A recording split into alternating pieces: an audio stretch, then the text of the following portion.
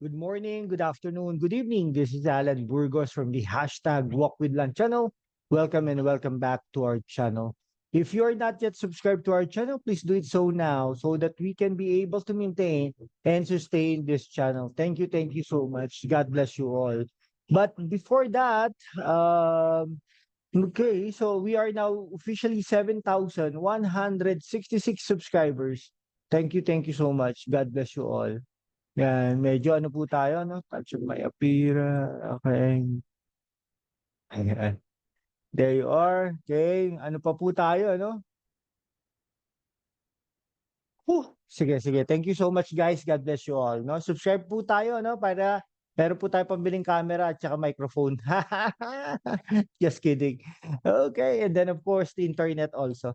Thank you so much. Okay. Ang pag-usapan po natin today ay yung ano po, no? Meron po kasing write-up, no? Sa isang periodiko, no? Yung ano po, no? Yung Department of Environment and Natural Resources, DNR Secretary, no? Ito po ay si Antonia Yulo Loizaga. Isa pong scientist ito, environmentalist, scientist.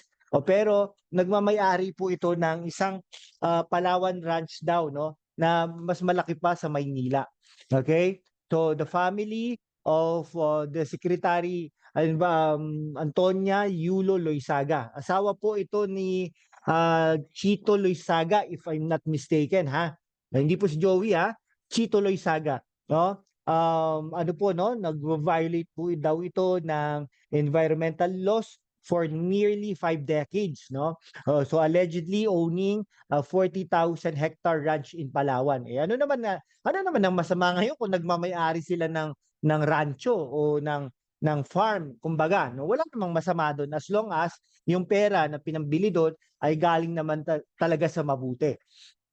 Okay, pero ito po, no? Ito po, ang ano po, sabi po doon sa periodiko na yon, ang column na yon ni Jarius Bondok ay ano po, no? Nag-violate po daw sila ng environmental laws. But just imagine this, no? You are the Secretary of Department of Natural Resources, Environment and Natural Resources, and then yet allegedly you're violating an environmental law. Parang hindi naman maganda yon. And then not only for 1 year but also for 5 decades. Ay ang sabi ko kanina, owning a farm, owning a ranch is not really bad per se as long as yung pinambili mo doon ay okay. Pero this is a different story kung you're owning 40,000 hectare ranch and then you're violating an environmental law, no? That is a different story. Okay? So yun, no, according to Jarius Bondok na nag-ano ng column niya, no? Column niya dun sa isang Philippine Star pala, no?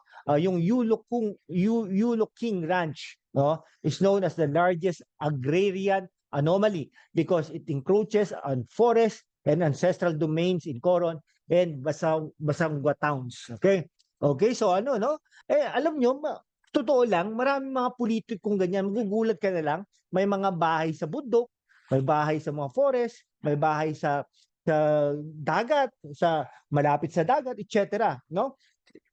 Talaga, naniniwala tayo pag may pera ka, talagang kaya mo. Kaya mong gawin itong mga to no? Kaya mong manggano no? Kaya lang, syempre, batas yan Pero anyhow, doon sa Coronel Basawanga Towns daw, no? Okay, now, ang ano dyan is yung property, according to Jarius Bondok, allegedly, no, ay part po ng Baswanga Posture Reserve, no, indicated in the Proclamation 1387 na ito pa, ironically, sinain po ito ni dating Pangulong Ferdinand Marcos Sr. in 1975.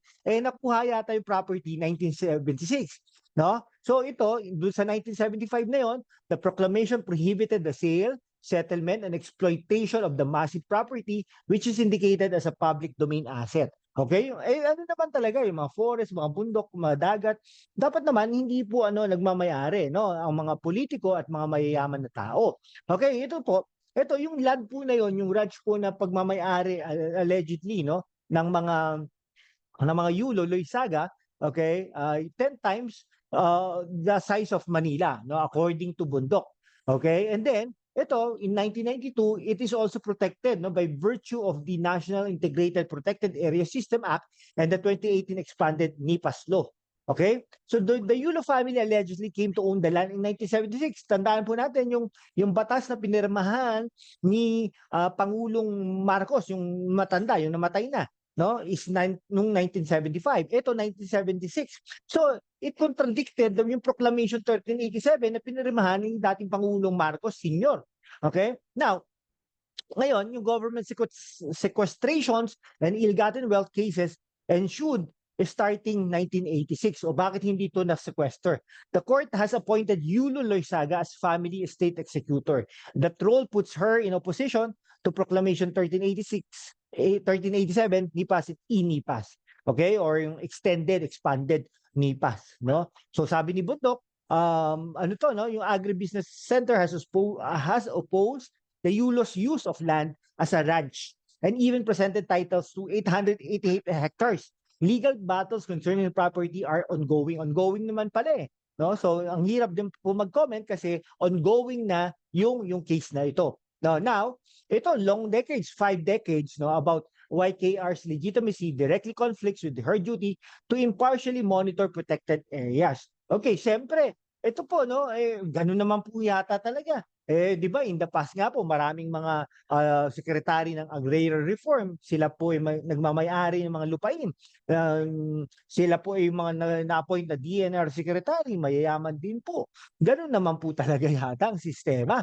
Okay, now, ayun. So, yung agenda po ng DNR and then syempre the agenda of the good secretary, okay, makes her impossible her official mandate. No? Syempre may conflict of interest. Pero pwede din naman doon sa Palawan, iba po mag-decide noon. No? Iba. Syempre, ano, 'di ba? Pero yung sa ibang ano naman ay dapat siya rin naman kasi scientist po ito, no, environmental scientist. Okay? So, yung her vested interest cast a pall over DNR actions. Public confidence in DNR's commitment to uphold nature would erode, no? But aside from that also, ano po, no, itong aling ito, okay, ay talagang iimbestigahan din ni anong pangalan to ni Tulfo, no? Yan, si Tulfo, yan. So sabi naman ni Tulfo, conflict of interest. Raffy Tulfo, 6 proven Tony Yulo Luisagas, Palawan King Ranch. Okay, so ito na naman. Ito galit na galit ang mga tao dito no kasi kay Raffy Tulfo dahil daw nag-grandstanding. Pero hindi ko alam ano naman trabaho lang siguro ang ginagawa ni Senator Raffy Tulfo, no? Marami po siya nakakagitgitan ng mga sekretary, no? Siya DOH secretary, yung sa PCSO na nawala na ngayon, at iba pa, marami pa siyang DOH secretary, no? 'Yon. Tinanong nga ni Bongo, no? Kailangan ba daw mag-brief yung mga lalaki kasi sabi ni Guarin, na dating DOH secretary, na wag na daw magpanty yung mga babae pag sa gabi or pag nasa bahay sila. Tinanong naman ni Bongo ay ganun din po ba mga lalaki? Pero anyhow, parang bakit po mga ganun ang tanungan ba? Anyhow, sabi ni Raffy Tulfo, papaimbestigahan niya ito ang DNR at ang secretary doon sa 40,000 hectare niya doon sa Palawan. Ang ganda ng Palawan ha. Sana mapunta po tayo dyan sa Palawan. Sana naman. Okay? Ayun, based po doon sa column or sinulat ni Jarius Bondok. Ay magaling po to si Jarius Bondok ha. Kasi in the past po, pinapakinggan po natin to sa DZRH. Okay? And then, yung ang estate administrator, appointed estate administrator ng mga lupain, mga pagmamayari ng mga Yulo, ay si Secretary Yulo Loizaga. Okay? So, ibig sabihin, hindi po talaga makakapag-issue to ng, parang may conflict of interest daw po ang DNR. Ano gusto nila? Mag-resign? Hindi ko, na-confirm na po ito si Yulo Loizaga, no?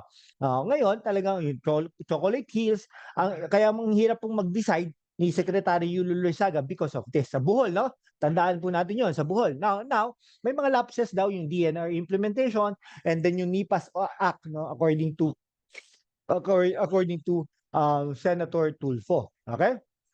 Sige po. Hanggang dito na lang po, no? Kung kayo po ay talagang may alam po, no, doon sa Palawan Ranch ni Secretary Yulo Loizaga, paki-ano lang po diyan, paki-comment lang po diyan para naman po tayo ay maging patas, no? Now, kung may nakikinig po sa partidos ni Secretary Yulo Loizaga, bukas na bukas po ang ating tanggapan, ang ating small YouTube channel para naman po mapakinggan ang inyong panig.